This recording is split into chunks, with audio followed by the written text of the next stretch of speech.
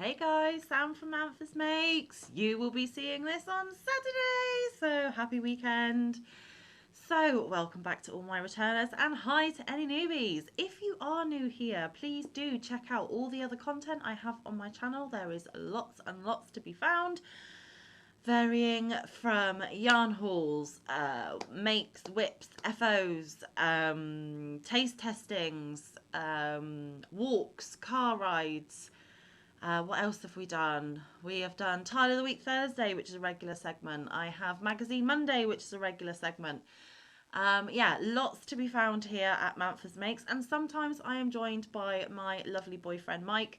But on the weekends, what do we do here at Manfa's Makes? Well, Manfa reads you some stories from this book here, which is Grimm's Complete Fairy Tales. There is a playlist of these stories on my channel, so if you have missed any prior stories, please do go back and check them out. And I will read you stories on a Saturday and a Sunday for a more chilled weekend vibe, which you can, of course, watch at any time. You don't have to watch it on the weekend. Because a lot of you like to listen to audiobooks while you're crafting, and you just get my Manfa voice reading to you, and it's not an official audiobook, but hey ho. A little disclaimer, these stories in particular can be a little bit grim, hence the title. They can be a little bit dark and a little bit twisted in places. I am literally just reading you the words from the page as the author wrote them many decades ago, and obviously things have progressed since then. So any themes, morals or opinions are not shared by me. I am literally just reading you a book, guys.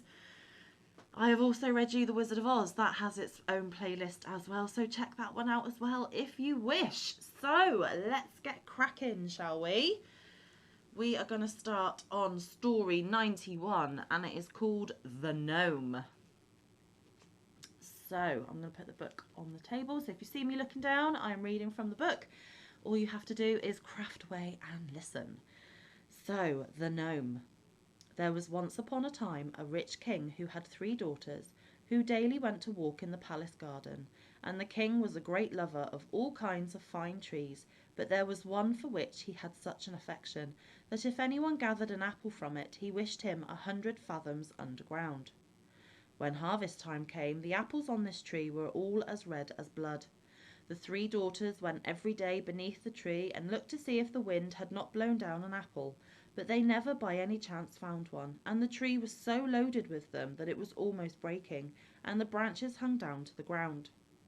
Then the king's youngest child had a great desire for an apple, and said to her sisters, "Our father loves us far too much to wish us underground. It is my belief that he would only do that to people who were strangers." And while she was speaking, the child plucked off quite a large apple and ran to her sisters, saying, "Just taste, my dear little sisters, for never in my life have I tasted anything so delightful." Then the 2 other sisters also ate some of the apple, after which all 3 sank deep down into the earth, where they could hear no cock crow. When midday came, the king wished to call them to come to dinner, but they were nowhere to be found. He sought them everywhere in the palace and garden, but could not find them. Then he was much troubled, and made known to the whole land that whoever brought his daughters back again should have one of them to wed. Hereupon so many young men went about the country in search that there was no counting them, for everyone loved the 3 children, because they were so kind to all and so fair of face. 3 young hunters also went out, and when they had travelled about for 8 days, they arrived at a great castle in which were beautiful apartments, and in one room a table was laid on which were delicate dishes, which were still so warm that they were smoking, but in the whole of the castle no human being was either to be seen or heard. They waited there for half a day, and the food still remained warm and smoking, and at length they were so hungry that they sat down and ate, and agreed with each other that they should stay and live in that castle, and that one of them, who should be chosen by casting lots, should remain in the house, and the 2 others seek the king's daughters. They cast lots, and the lot fell on the eldest. So next day the 2 younger went out to seek, and the eldest had to stay home. At midday came a small mannikin, and begged for a piece of bread. Then the hunter took the bread which he had found there, and cut a round off the loaf, and was about to give it to him, but while he was giving it to the mannikin, the latter let it fall, and asked the hunter to be so good as to give him that piece again. The hunter was about to do so, and stooped, on which the mannikin took a stick, seized him by the hair, and gave him a good beating. Next day the second stayed at home, and he fared no better. When the two others returned in the evening, the eldest said, "Well, how have you got on?" "Oh, very badly," said he, and then they lamented their misfortune together, but they said nothing about it to the youngest, for they did not like him at all, and always called him Stupid Hans, because he did not exactly belong to the forest. On the third day the youngest stayed at home, and again the little mannikin came and begged for a piece of bread. When the youth gave it to him, he let it fall as before, and asked him to be so good as to give him that piece again. Then said Hans to the little mannikin, "What? Can you not pick up that piece yourself? If you will not take as much trouble as that for your daily bread, you do not deserve to have it." Then the mannikin grew very angry, and said he was to do it, but the hunter would not, and took my dear mannikin and gave him a thorough beating. Then the mannikin screamed terribly and cried, "Stop, stop, and let me go, and I will tell you where the king's daughters are." When Hans heard that, he let off beating him, and the mannikin told him that he was a gnome, and that there were more than 1,000 like him, and that if he would go with him he would show him where the king's daughters were. Then he showed him a deep well, but there was no water in it. The little man said that he knew well that the companions Hans had with him did not intend to deal honourably with him. Therefore, if he wished to deliver the king's children, he must do it alone. The two other brothers would also be very glad to recover the king's daughters, but they did not want to have any trouble or danger. Hans was therefore to take a large basket, and he must seat himself in it with his knife and a bell, and be let down.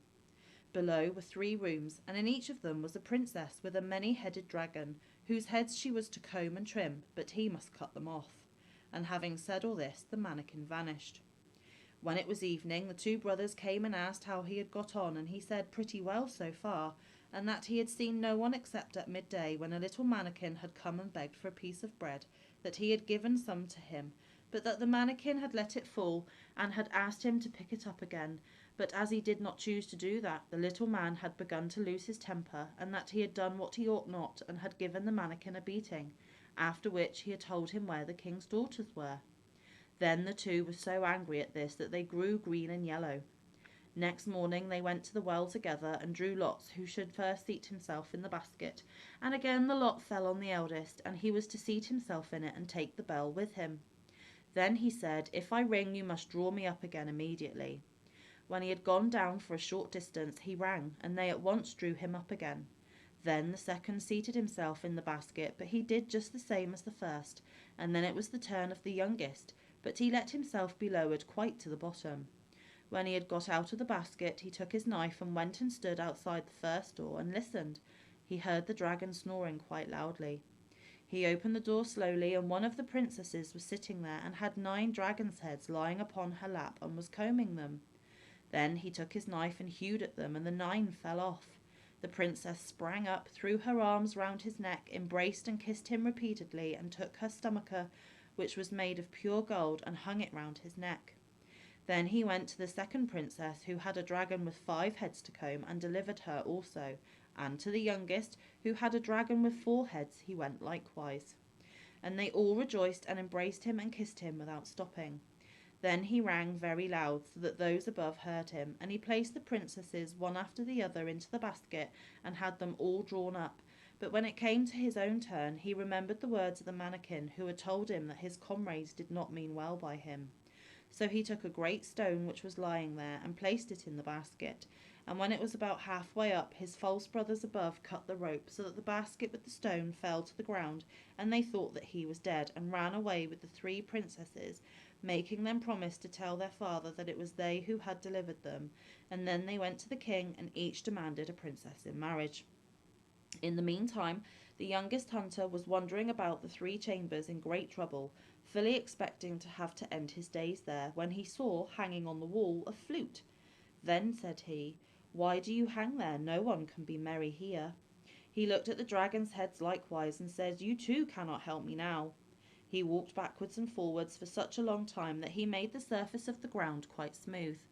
But at last other thoughts came to his mind, and he took the flute from the wall and played a few notes on it, and suddenly a number of gnomes appeared, and with every note that he sounded, one more came. Then he played until the room was entirely filled. They all asked what he desired, so he said he wished to get above ground back to daylight, on which they seized him by every hair that grew on his head, and thus they flew with him onto the earth again. When he was above ground, he at once went to the king's palace, just as the wedding of one princess was about to be celebrated, and he went to the room where the king and his 3 daughters were. When the princesses saw him, they fainted. At this the king was angry and ordered him to be put in prison at once, because he thought he must have done some injury to the children. When the princesses came to themselves, however, they entreated the king to set him free again. The king asked why, and they said that they were not allowed to tell that, but their father said that they were to tell it to the stove. And he went out, listened at the door, and heard everything. Then he sentenced the 2 brothers to be hanged on the gallows, and to the 3rd he gave his youngest daughter. And on that occasion I wore a pair of glass shoes, and I struck them against a stone, and they said clink, and were broken. That is the end of our first story. Let's move on to the next. Okay, it is story 92, The King of the Golden Mountain. There was a certain merchant who had 2 children, a boy and a girl. They were both young and could not walk.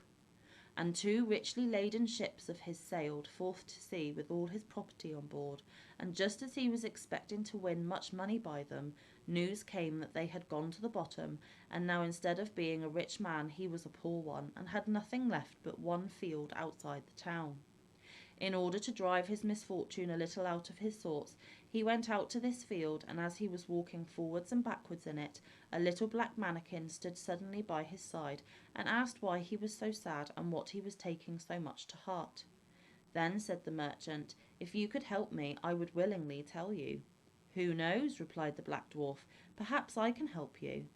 Then the merchant told him that all he possessed had gone to the bottom of the sea, and that he had nothing left but this field. "Do not trouble yourself," said the dwarf.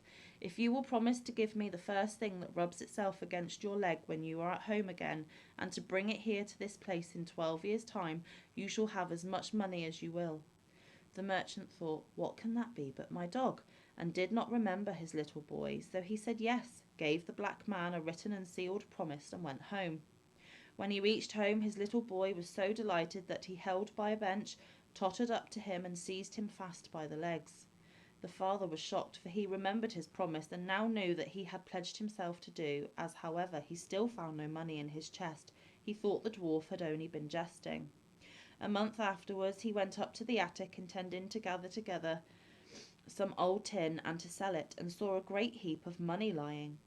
Then he was happy again, made purchases, became a greater merchant than before, and felt that this world was well governed.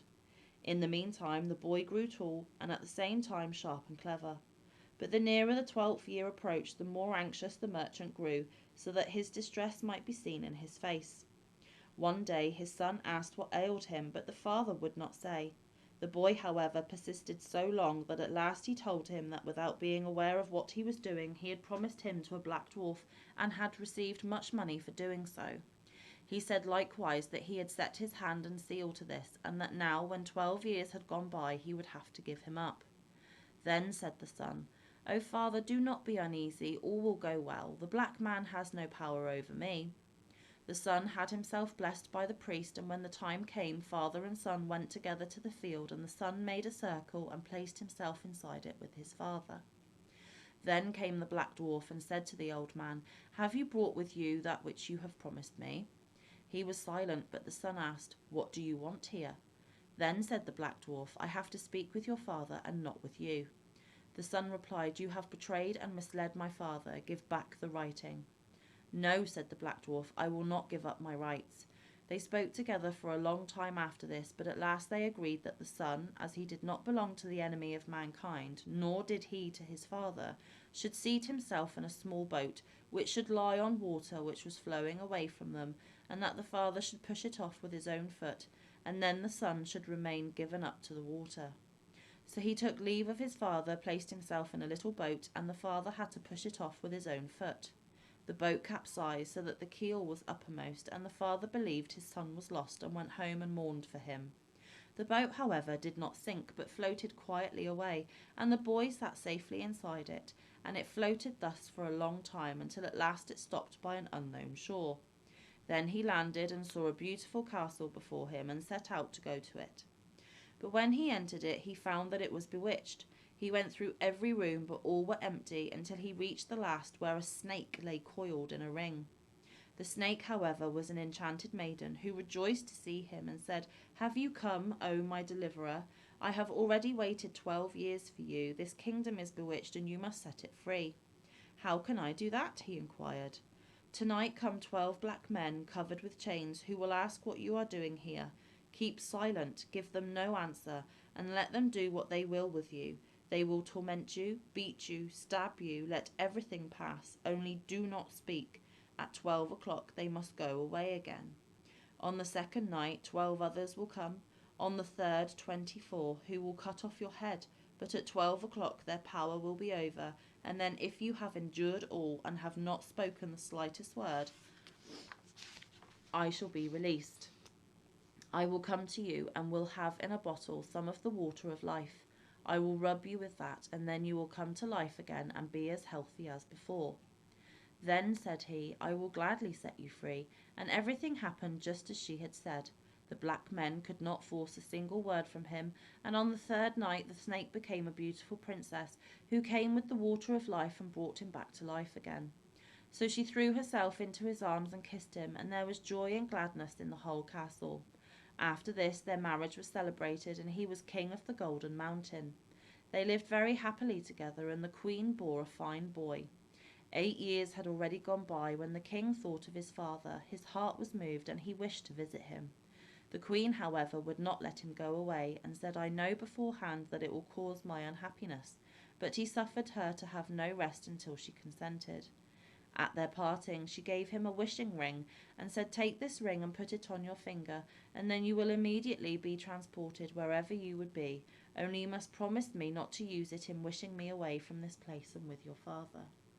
That he promised her, put the ring on his finger, and wished himself at home just outside the town where his father lived. Instantly he found himself there and made for the town, but when he came to the gate the sentries would not let him in, because he wore such strange and yet such rich and magnificent clothing.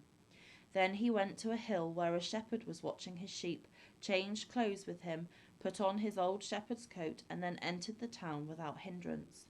When he came to his father, he made himself known to him, but he did not at all believe that the shepherd was his son, and said he certainly had had a son, but that he was dead long ago. However, as he saw he was a poor, needy shepherd, he would give him something to eat. Then the shepherd said to his parents, "I am verily your son. Do you know of no mark on my body by which you could recognize me?" "Yes," said his mother, "our son had a raspberry mark under his right arm." He slipped back his shirt, and they saw the raspberry under his right arm, and no longer doubted that he was their son. Then he told them that he was king of the Golden Mountain, and a king's daughter was his wife, and that they had a fine son of 7 years old. Then said the father, "This is certainly not true. It is a fine kind of a king who goes about in a ragged shepherd's coat." At this the son fell in a passion, and without thinking of his promise turned his ring round and wished both his wife and child with him. They were there in a second, but the queen wept and reproached him, and said that he had broken his word and had brought misfortune upon her. He said, "I have done it thoughtlessly and not with evil intention," and tried to calm her, and she pretended to believe this, but she had mischief in her mind. Then he led her out of the town into the field and showed her the stream where the little boat had been pushed off, and then he said, "I am tired, sit down, I will sleep a while on your lap." And he laid his head on her lap and fell asleep. When he was asleep, she first drew the ring from his finger. Then she drew away the foot which was under him, leaving only the slipper behind her. And she took her child in her arms and wished herself back in her own kingdom. When he awoke, there he lay quite deserted, and his wife and child were gone, and so was the ring from his finger, only the slipper was still there as a token. "Home to your parents you cannot return," thought he. "They would say that you were a wizard. You must be off and walk on until you arrive in your own kingdom." So he went away and came at length to a hill by which 3 giants were standing, disputing with each other because they did not know how to divide their father's property. When they saw him passing by, they called to him and said little men had quick wits, and that he was to divide their inheritance for them. The inheritance, however, consisted of a sword, which had this property, that if anyone took it in his hand and said, "All heads off but mine," every head would lie on the ground. Secondly, of a cloak, which made anyone who put it on invisible. Thirdly, of a pair of boots, which could transport the wearer to any place he wished in a moment. He said, "Give me the 3 things, that I may see if they are still in good condition." They gave him the cloak, and when he had put it on, he was invisible and changed into a fly. Then he resumed his own form and said, "The cloak is a good one, now give me the sword." They said, "No, we will not give you that if you were to stay. If you were to say, 'All heads off but mine,' all our heads would be off, and you alone would be left with yours." Nevertheless, they gave it to him with the condition that he was only to try it against a tree. This he did, and the sword cut in two the trunk of a tree as if it had been a blade of straw. Then he wanted to have the boots likewise, but they said, "No, we will not give them. If you had them on your feet and were to wish yourself at the top of the hill, we should be left down here with nothing." "Oh no," said he, "I will not do that." So they gave him the boots as well. And now, when he had got all these things, he thought of nothing but his wife and his child, and said as though to himself, "Oh, if I were but on the golden mountain." And at the same moment he vanished from the sight of the giants, and thus their inheritance was divided. When he was near his palace, he heard sounds of joy and fiddles and flutes, and the people told him that his wife was celebrating her wedding with another. Then he fell into a rage and said, "False woman, she betrayed and deserted me while I was asleep." So he put on his cloak and, unseen by all, went into the palace. When he entered the dining hall, a great table was spread with delicious food, and the guests were eating and drinking and laughing and jesting. She sat on a royal seat in the middle of them, in splendid apparel, with a crown on her head. He placed himself beside her, and no one saw him. When she put a piece of meat on a plate for herself, he took it away and ate it. And when she poured out a glass of wine for herself, he took it away and drank it. She was always helping herself to something, and yet she never got anything, for plate and glass disappeared immediately. Then, dismayed and ashamed, she arose and went to her chamber and wept, but he followed her there. She said, "Has the devil power over me, or did my deliverer never come?" Then he struck her in the face and said, "Did your deliverer never come? It is he who has you in his power, you traitor. Have I deserved this from you?" Then he made himself visible, went into the hall, and cried, "The wedding is at an end. The true king has returned." The kings, princes, and councillors who were assembled there ridiculed and mocked him, but he did not trouble to answer them, and said, "Will you go away or not?" At this they tried to seize him and pressed upon him, but he drew his sword and said, "All heads off but mine." And all the heads rolled on the ground, and he alone was master, and once more king of the Golden Mountain. There we go. Let's just see about the next one. Okay, I will read you one more, but I'm just going to take a little sip of my tea because it's rapidly going cold.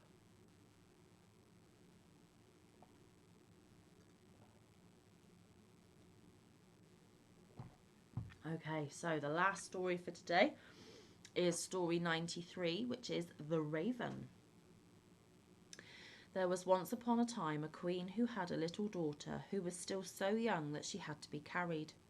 One day the child was naughty, and the mother might say what she liked, but the child would not be quiet. Then she became impatient, and as the ravens were flying about the palace, she opened the window and said, "I wish you were a raven and would fly away, and then I should have some rest." Scarcely had she spoken the words before the child was changed into a raven and flew from her arms out of the window. It flew into a dark forest and stayed in it a long time, and the parents heard nothing of their child. Then one day a man was on his way through this forest and heard the raven crying, and followed the voice, and when he came nearer, the bird said, "I am a king's daughter by birth and am bewitched, but you can set me free." "What am I to do?" asked he. She said, "Go further into the forest and you will find a house wherein sits an aged woman who will offer you meat and drink, but you must accept nothing, for if you eat and drink anything you will fall into a sleep, and then you will not be able to deliver me. In the garden behind the house there is a great heap of tan, and on this you shall stand and wait for me. For 3 days I will come every afternoon at 2 o'clock in a carriage.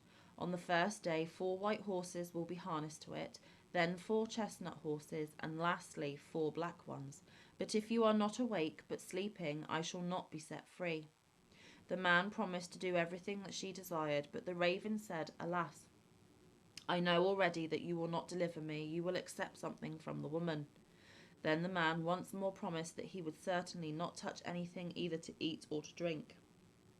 But when he entered the house, the old woman came to him and said, "Poor man, how faint you are! Come and refresh yourself, eat and drink." "No," said the man, "I will not eat or drink." She, however, let him have no peace, and said, "If you will not eat, take one drink out of the glass. One is nothing." Then he let himself be persuaded and drank. Shortly before 2 o'clock in the afternoon, he went into the garden to the tan heap to wait for the raven. As he was standing there, his weariness all at once became so great that he could not struggle against it, and lay down for a short time, but he was determined not to go to sleep. Hardly, however, had he lain down than his eyes closed of their own accord, and he fell asleep, and slept so soundly that nothing in the world could have aroused him. At 2 o'clock the raven came driving up with 4 white horses, but she was already in deep grief, and said, "I know he is asleep." And when she came into the garden, he was indeed lying there, asleep on the heap of tan. She alighted from the carriage, went to him, shook him, and called him, but he did not awake. Next day, about noon, the old woman came again and brought him food and drink, but he would not take any of it. But she let him have no rest, and persuaded him until at length he again took one drink out of the glass. Towards 2 o'clock he went into the garden to the tan heap to wait for the raven, but all at once felt such a great weariness that his limbs would no longer support him. He could not help himself, and was forced to lie down, and fell into a heavy sleep. When the raven drove up with 4 brown horses, she was already full of grief, and said, "I know he is asleep." She went to him, but there he lay sleeping, and there was no waking him. Next day the old woman asked what was the meaning of this. He was neither eating nor drinking anything. Did he want to die? He replied, "I am not allowed to eat or drink, and will not do so." But she set a dish with food and a glass with wine before him, and when he smelled it he could not resist, and swallowed a deep drink. When the time came, he went out into the garden to the heap of tan, and waited for the king's daughter, but he became still more weary than on the day before, and lay down and slept as soundly as if he had been a stone. At 2 o'clock the raven came with 4 black horses, and the coachman and everything else was black. She was already in the deepest grief, and said, "I know that he is asleep and cannot deliver me." When she came to him, there he was, lying fast asleep. She shook him and called him, but she could not wake him. Then she laid a loaf beside him, and after that a piece of meat, and thirdly a bottle of wine, and he might consume as much of all of them as he liked, but they would never grow less. After this she took a gold ring from her finger and put it on his, and her name was graven on it. Lastly she laid a letter beside him, wherein was written what she had given him, and that none of the things would ever grow less, and in it was also written, "I see right well that here you will never be able to deliver me, but if you are still willing to deliver me, come to the golden castle of Stromberg. It lies in your power, of that I am certain." And when she had given him all these things, she seated herself in her carriage and drove to the golden castle of Stromberg. When the man awoke and saw that he had slept, he was sad at heart, and said, "She is certainly driven by, and I have not set her free." Then he perceived the things which were lying beside him, and read the letter wherein was written how everything had happened. So he arose and went away, intending to go to the golden castle of Stromberg, but he did not know where it was. After he had walked about the world for a long time, he entered into a dark forest and walked for 14 days, and still could not find his way out. Then it was once more evening, and he was so tired that he lay down in a thicket and fell asleep. Next day he went onwards, and in the evening, as he was again about to lie down beneath some bushes, he heard such a howling and crying that he could not go to sleep. And at the time when people light the candles, he saw one glimmering, and arose and went towards it. Then he came to a house which seemed very small, for in front of it a great giant was standing. He thought to himself, "If I go in and the giant sees me, it will very likely cost me my life." At length he ventured in and went in. When the giant saw him, he said, "It is well that you come, for it is long since I have eaten. I will at once eat you for my supper." "I'd rather you would leave that alone," said the man. "I do not like to be eaten, but if you have any desire to eat, I have quite enough here to satisfy you." "If that be true," said the giant, "you may be easy. I was only going to devour you, because I had nothing else." Then they went and sat down to the table, and the man took out the bread, wine, and meat, which would never come to an end. "This pleases me well," said the giant, and ate to his heart's content. Then the man said to him, "Can you tell me where the golden castle of Stromberg is?" The giant said, I will look at my map. All the towns and villages and houses are to be found on it. He brought out the map which he had in the room and looked for the castle, but it was not to be found on it. It's no matter, said he. I have some still larger maps in my cupboard upstairs, and we will go look in them. But there too it was in vain. The man now wanted to go onwards, but the giant begged him to wait a few days longer until his brother, who had gone out to bring some provisions, came home. When the brother came home, they inquired about the golden castle of Stromberg. He replied, When I have eaten and have had enough, I will look in the map. Then he went with them up to his chamber, and they searched in his map but could not find it. Then he brought out still older maps, and they never rested until they found the golden castle of Stromberg, but it was many thousand miles away. How am I to get there? Asked the man. The giant said, I have 2 hours' time, during which I will carry you into the neighbourhood, but after that I must be at home to suckle the child that we have. So the giant carried the man to about 100 leagues from the castle and said, You can very well walk the rest of the way alone, and he turned back. The man, however, went onwards day and night until at length he came to the golden castle of Stromberg. It stood on a glass mountain, and the bewitched maiden drove in her carriage round the castle and then went inside it. He rejoiced when he saw her and wanted to climb up to her, but when he began to do so, he always slipped down the glass again. And when he saw that he could not reach her, he was filled with trouble and said to himself, I will stay down here below and wait for her. So he built himself a hut and stayed in it for a whole year, and every day saw the king's daughter driving about above, but never could go to her. Then one day he saw from his hut 3 robbers who were beating each other, and cried to them, God be with you. They stopped when they heard the cry, but as they saw no one, they once more began to beat each other, and that too most dangerously. So he again cried, God be with you. Again they stopped, looked round about, but as they saw no one, they went on beating each other. Then he cried for the 3rd time, God be with you, and thought, I must see what these 3 are about, and went over and asked why they were beating each other so furiously. One of them said that he found a stick, and that when he struck a door with it, the door would spring open. The next said that he had found a mantle, and that whenever he put it on, he was invisible.